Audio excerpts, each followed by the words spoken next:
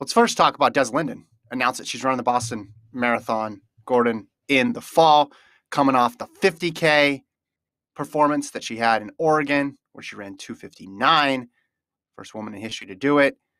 Dropping down in distance to a marathon. Anytime you can say, I'm dropping down in distance to the marathon, it's a good thing. I take it. She just does a couple strides between now and then. She's already put in the mileage, and she'll be good to go. But yeah, Linden going back to Boston again. What do you think her chances are of winning?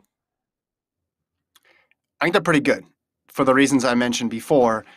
The schedule being so crowded, you're not going to have as high a concentration in all the majors. We don't know the fields yet, so obviously all it would take would be one superstar person to be entering that race, which would complicate things. But there's definitely a scenario where she goes in as the person with the best chance to win this race, just because Chicago is right there, the Olympics. Obviously, some people are not going to recover as quickly from the Olympics.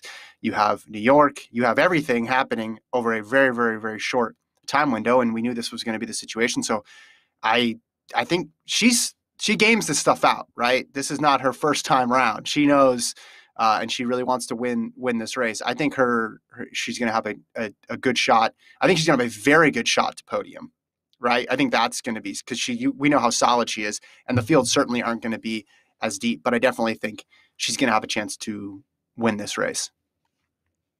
So when you let's just look at the women's side. You take out the top three who are running at the Olympics, Tulamuk, Seidel, and Kipyego.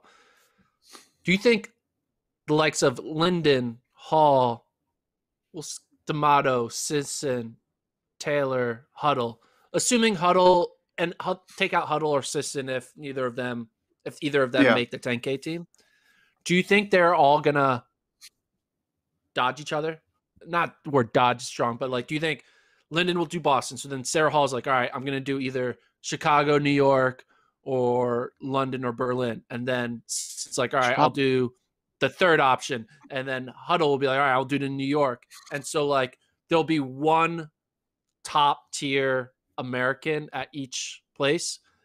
You know what I mean? So it kind of be like the second best American that enters Boston will be like really the 14th best American because they're kind of all staggering themselves around. And if they did do that, I kind of would like it. It would kind of be cool to have a featured person, a representative in every single one of these races versus, I mean, there is something to be said for having all in one race and being able to sort it out. But we had that with the Olympic trials. And with the fields the way they are, you could have people legitimately taking a shot at victory. I mean, it's going to come down ultimately to budgets, right, and schedules. And as you mentioned, track, Sarah Hall is going to run at the track trials. She's been posting about it.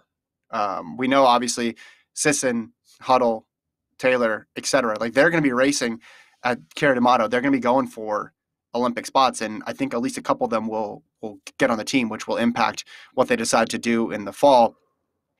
I think some people might even run in Tokyo and then come back and run in the fall. I mean, I wouldn't put out of the question that Sarah Hall does 2 of these marathons, given her predilection now for racing multiple times. So it should be pretty fun. And Linden, obviously, it makes sense that she's doing this. She commits early to it, has a good amount of time to prep, and as we saw from that 50K, she's still going strong.